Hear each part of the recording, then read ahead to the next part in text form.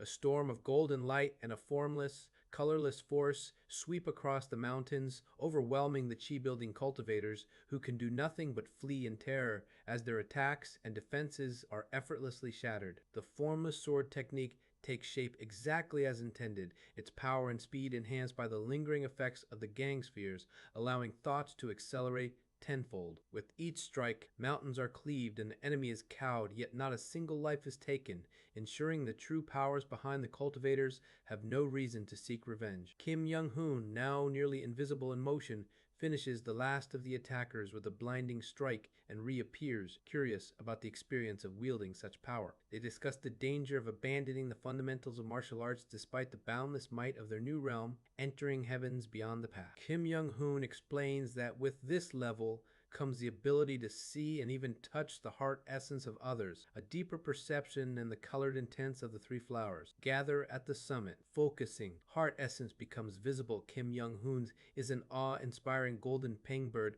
woven of radiant rivers, expressing the very core of his spirit and martial path. Following this guidance, the formless sword practitioner turns inward to observe his own heart essence and finds himself in a familiar hell, a mountain built from countless transparent swords, each step through it inflicting pain but also reflecting a clear pride in never having betrayed his own virtue. This landscape is both his torment and the foundation of his sword, a purgatory forged from a lifetime of striving and suffering. Returning from this vision, gratitude is expressed for the teaching, but Kim Young-hoon demands a proper duel as repayment, revealing the frustration and longing he felt over the years, watching the other struggle with self-doubt and near misses at enlightenment. With martial madness blazing in his eyes, Kim Young-hoon insists on a true match, refusing any handicaps or equalization of power, determined to test himself against a peer who has finally reached his level. As consciousnesses are materialized and their respective powers gather, the difference in their experiences and techniques becomes clear, yet Kim Young-hoon's spirit is undaunted. The air crackles with anticipation as golden brilliance and formless void prepare to clash in a battle born of mutual respect and the relentless pursuit of martial perfection. Kim Young-hoon has always found Seo In-hyun both irritating and baffling, especially regarding his claims of lacking talent. Despite feeling inferior to Seo In-hyun in terms of martial arts creativity and flow, Kim Young-hoon watched him rise to the ultimate pinnacle before anyone else, mastering not only martial arts but all 5 elements of cultivation at a pace rivaling even the best cultivators. Seo In-hyun's relentless dedication was unmatched. He trained for days without sleep, pushing his body to the brink, even fainting mid-practice only to continue his training unconsciously. Kim Young-hoon, who prided himself on his own talent, began to realize that Seo In-hyun's approach was built on an indomitable will, a willingness to die in the evening for a glimpse of the way in the morning. This realization struck Kim Young-hoon deeply, making him question his own efforts and resolve. Inspired and ashamed, he vowed to train as if facing death itself, pushing past his limits and finally breaking through to the realm beyond the ultimate pinnacle, creating a saber technique, the surpassing radiant saber, with the desire both to return home and to surpass Seo In-hyun. Now, the two face each other in a climactic duel. Kim Young-hoon, determined to surpass the man whose effort and will have always overshadowed him, launches the first attack with blinding speed, not wanting to give the formless sword any chance to respond. Seo In-hyun's swordsmanship, wielding the formless, ever-changing sword energy, creates a barrier that slashes at Kim Young-hoon from every direction, forcing him to retreat and adapt. The battle escalates, with both using their most advanced techniques, the formless sword shifting shape and power, the surpassing radiant saber piercing through weaknesses with impossible speed. Kim Young-hoon creates new martial arts on the spot, splitting himself into 7 forms, unleashing a flurry of 44 strikes. But Seo In-hyun's mastery and the infinite adaptability of the formless sword keep him at bay, countering and redirecting every attack with overwhelming force. Injured but exhilarated, Kim Young-hoon realizes that the only way forward is to create a martial art specifically to counter the severing mountain swordsmanship, matching innovation with innovation. The duel becomes a dazzling storm of sword and saber, each move met with a tailored counter, their techniques pushing them beyond their limits as blood is spilled and the terrain itself is shattered by their power. Despite being battered, Kim Young-hoon continues to push forward, his mind and body pushed to the edge, while Seo In-hyun stands unscathed but smiling, recognizing the determination and talent before him. In this moment, Both acknowledge each other as the greatest obstacles and inspirations of their lives. With a final cry, both unleash their ultimate techniques, the formless sword swelling to engulf everything, the surpassing radiant saber targeting Seo Yunhyun's hidden vulnerability, and the clash erupts in a blinding explosion of light. Their struggle, the very essence of what it means to be martial artists striving to surpass each other and themselves. The duel between Kim Young-hoon and Seo Yunhyun reaches its climax as their powerful techniques clash. Kim Young-hoon, using his newly created martial arts as a sacrifice, manages to drive his saber towards Seo Eun-hyun's neck. Seo Eun-hyun meanwhile prepares a spell with 5-colored spiritual power, but instead fuses it with his formless sword and launches a hidden weapon technique. At the brink of defeat, Kim Young-hoon pushes his talent to the limit, experiences a moment of pure joy in martial arts, and innovates mid-battle. He forms external meridians and blood vessels with golden threads, creating a new dantian outside his body. This allows him to power his surpassing radiant saber beyond its limits, narrowly clinching victory as his saber touches Seo Yun-hyun's neck, while Seo Yun-hyun's sword only grazes his shoulder. However, the victory comes at a great cost. Kim Young-hoon collapses, bleeding and drained, while Seo Yun-hyun remains nearly unscathed. Both recognize the outcome. If it were a true life and death fight, both would have lost something vital, but Kim Young-hoon's audacious breakthrough gives him the win. As Kim Young-hoon loses consciousness, he can't help but wonder if such a victory is truly meaningful. Seo Yun tends to Kim Young-hoon, reflecting on the genius displayed in the narrow margins of the fight. He acknowledges that, had the battle continued, his own formation would have turned the tide, but Kim Young-hoon's relentless pace left no room for that. Seo Eun-hyun carries the gravely injured Kim Young-hoon away from the battlefield, treating his wounds in a coastal city manner. While Kim Young-hoon recovers from the incomplete and self-destructive martial art he created, Seo Yun-hyun ponders his next steps in cultivation, now on the threshold of chi building, and considers where to seek new methods to advance further. Thoughts linger about warnings received at Shattered Heaven Peak regarding his regression ability and the dangers of exposure to mysterious forces searching the 3,000 worlds for enders like himself. Uncertain of the consequences for those already exposed, Seo Eun-hyun decides to remain cautious and not dwell on the mysteries for now. As Kim Young-hoon regains enough strength to wield his saber again, he asks about their next move. Seo In-hyun explains they must help Seo Ran, a descendant of the Sea Dragon King, with a task involving a powerful ghost. Together, they travel to Seo Ran's lair, choosing to forcibly split the sea with the formless sword and announce their presence rather than sneak in. Seo Ran greets them cautiously but accepts their help after being shown proof of their connection to the Sea Dragon King. Led by Seo Ran, they reach the barrier of the Nether Crossing ship, which usually requires careful removal of formation flags to break. Instead, Kim Young-hoon, uninterested in subtlety, attacks the barrier head-on with his surpassing radiant saber, causing it to waver and crack. Seo Han panics at their brute force approach, but Seo Eun-hyun joins in with his formless sword, further damaging the barrier. As the two relentlessly assault the barrier, it begins to yield under their combined might, setting the stage for their next confrontation. The barrier surrounding the Nether Crossing ship shatters beneath the combined might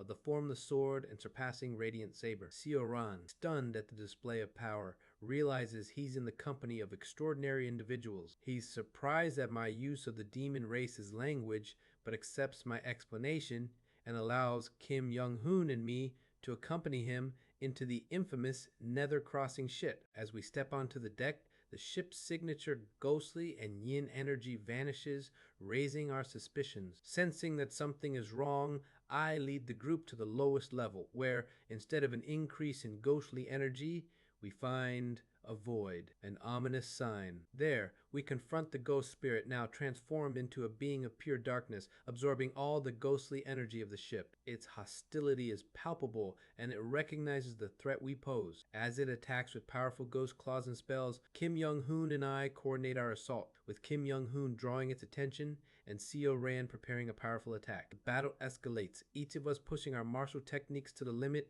as we clash with the ghost spirit's magic and overwhelming presence. The ghost spirit reveals its mastery of core formation techniques, using the flying escape to evade our attacks and conjuring a storm of ghostly skulls, claws, and insects to stall for time. But our martial unity and relentless offense break through its defenses. With the combination of the severing mountain swordsmanship and the surpassing radiant saber, we inflict devastating damage, nearly destroying it. As the ghost spirit prepares to unleash a deadly self-destructive spell, Seo Ran intervenes with the ghost controlling Belle's golden breath, containing the explosion and giving us an opening. Seizing the chance, Kim Young-hoon and I unleash our ultimate moves, severing mountain and saber tomb, extinguishing the last of the ghost spirit's form. Yet, even as its body is destroyed, the ghost spirit uses the dark soul possession great spell, invading my consciousness in a final desperate gambit. Inside the depths of my soul, the ghost spirit encounters the colorless sword,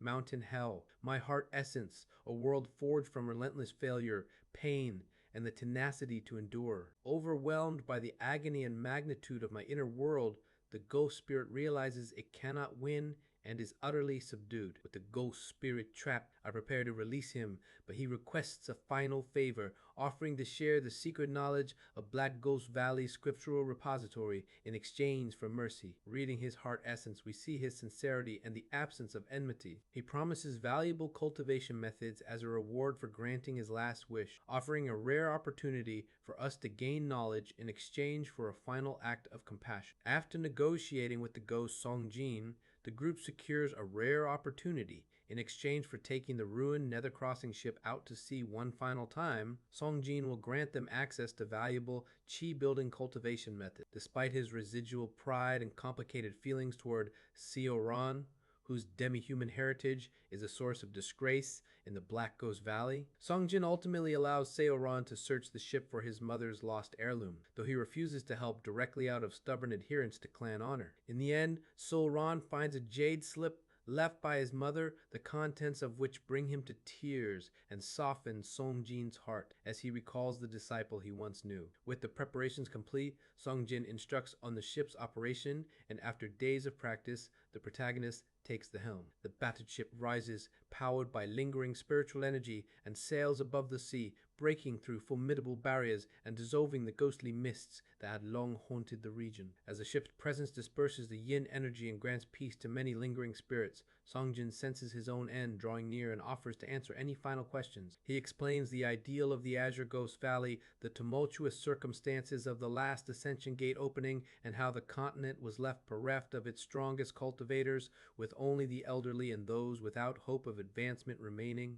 In his final moments, Song Jin tests the protagonist's caution by warning of a self-destruction mechanism, but, out of respect for Seo Ran's mother, changes his mind about dragging the others into death with him. The protagonist requests a key building method based on understanding pain, eschewing devilish or sacrificial art. Song Jin presents three options, ultimately recommending the Ying Soul Ghost incantation, which is well suited to someone deeply acquainted with pain. The protagonist accepts as Song Jin inscribes the method before turning his attention to Seo Ran, inscribing a final gift onto the jade slip as a last duty to a beloved disciple's child, with a few final words acknowledging Seo Ran's heritage and urging him to live without disgrace. Song Jin fades away, his spirit finally at rest. In the aftermath, the ship drifts towards Seo Ran's home as everyone reflects on what they've gained and lost. Seo Ran studies the message from his mother while the protagonist begins to compare the newly acquired Ying Soul Ghost incantation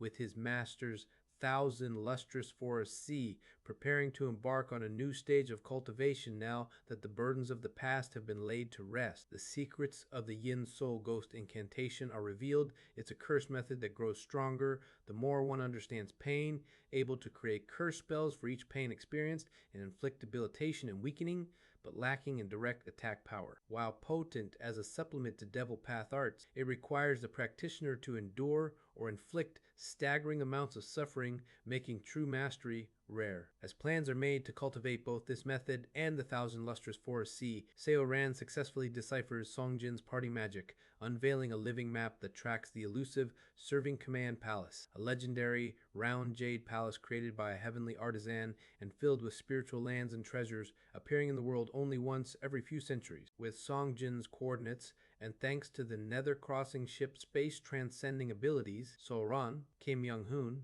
and the protagonists reach the palace, which is sealed by an impenetrable prohibition. Despite their combined efforts, neither force nor skill can breach it, and it becomes clear that only a master of the highest level could hope to succeed. Discouraged, they dock nearby, and the weight of mortality returns. Kim Young-hoon's lifespan is running out, with little hope of extending it unless the rumored longevity fruit within the palace can be reached. Kim Young-hoon, however, faces his fate with calm acceptance. He confides that since obtaining the surpassing radiant saber, he's felt his destiny guiding him, as if fate itself whispers direction. The protagonist is reminded of cryptic warnings about fate from the past, but dares not ask more. Instead, the two friends spar, channeling their martial spirits into the valley, as they have countless times before, and 17 years pass in the shadow of the palace they cannot enter. Kim Young-hoon grows even greater, his martial arts surpassing almost everyone, even the protagonist, his record nearly perfect. Yet now, sensing the end,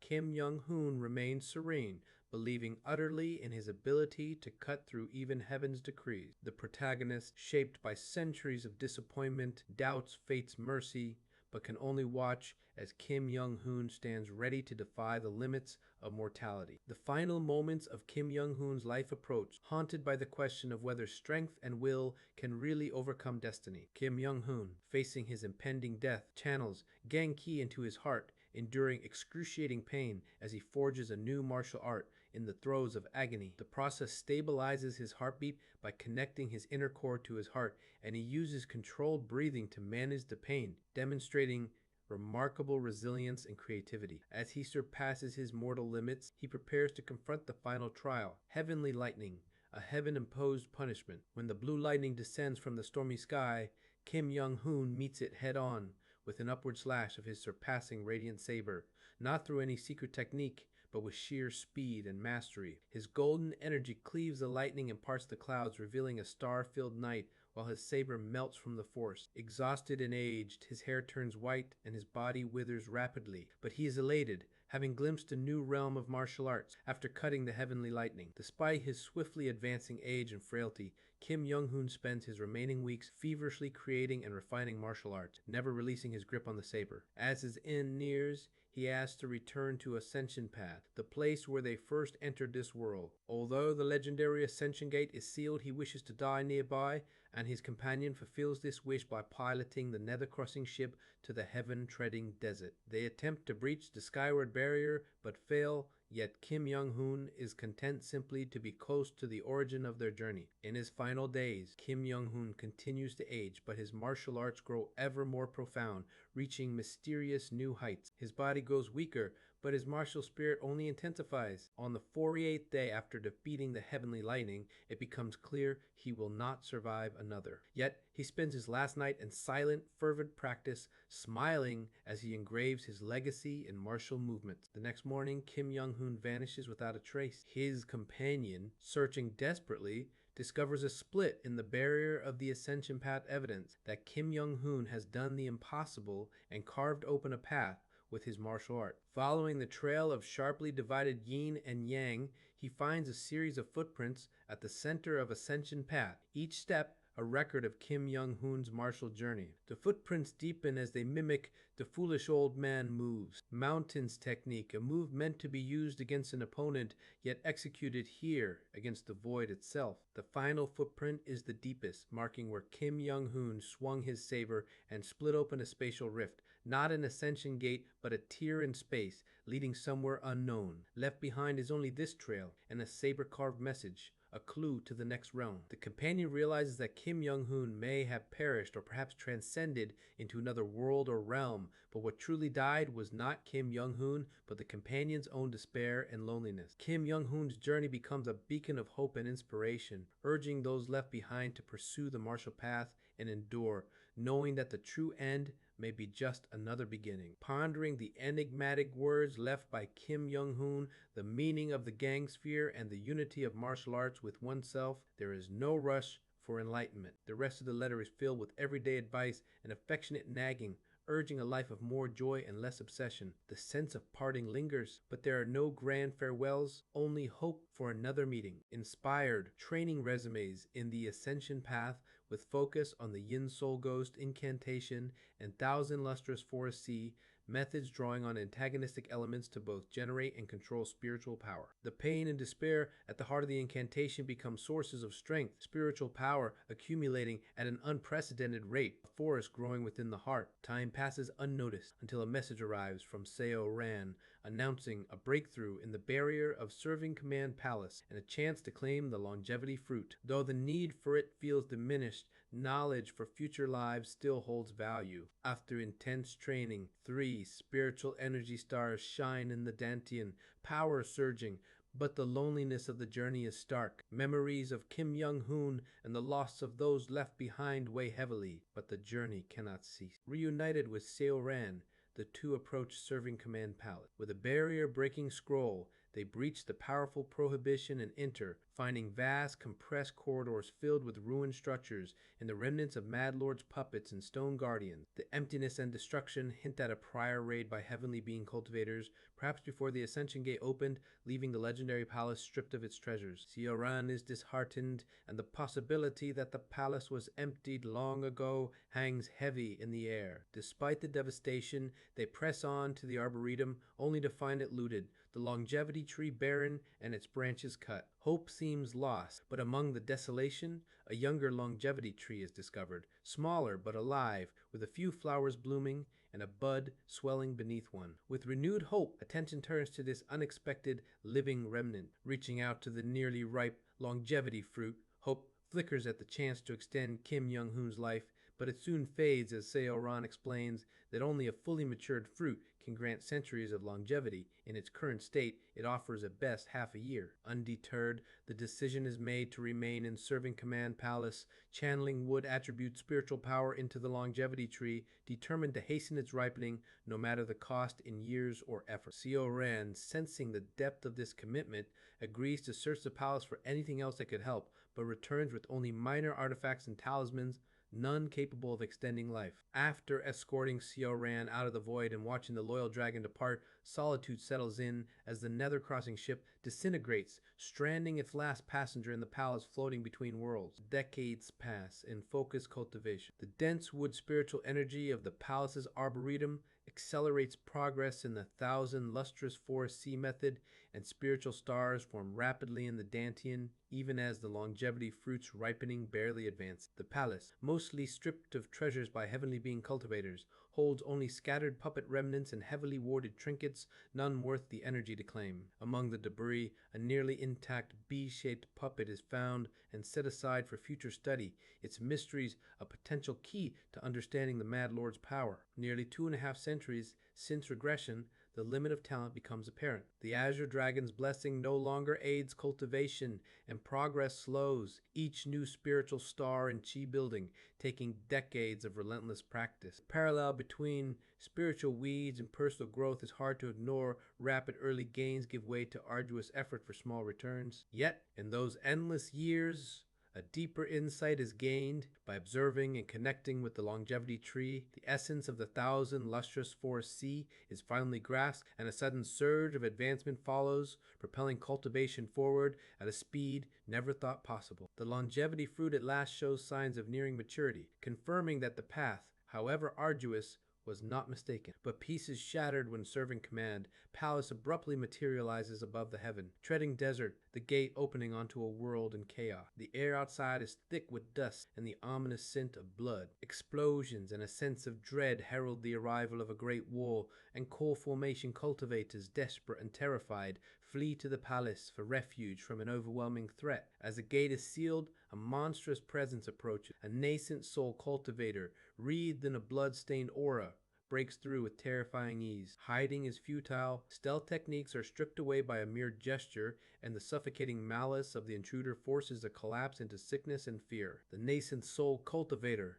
amused by the futile resistance, offers a twisted invitation to become his disciple, making it clear that a new and deadly chapter has begun within the ancient palace. A nascent soul cultivator wearing a shifting black mask, known as Bloodwood Practitioner Yuan Li, attacks with deadly blood spells, his moves undetectable by normal senses. Only by relying on the vision of intent and demon senses can the attacks be seen and evaded. Despite being underestimated for his chi building stage, the protagonist's responses surprise Yuan Li, who becomes intrigued by his unique abilities and swordsmanship. Yuan Li lays a formation throughout the Serving Command Palace and reveals his identity, boasting of his hidden power and dominion over several clans and tribes. He offers the protagonist a place as his blood follower, promising power and riches, but this is met with resistance. Yuan Li attempts to enchant him, and for a moment, the protagonist's mind falters under Yuan Li's spiritual pressure. Using a curse, he breaks free, but Yuan Li, irritated,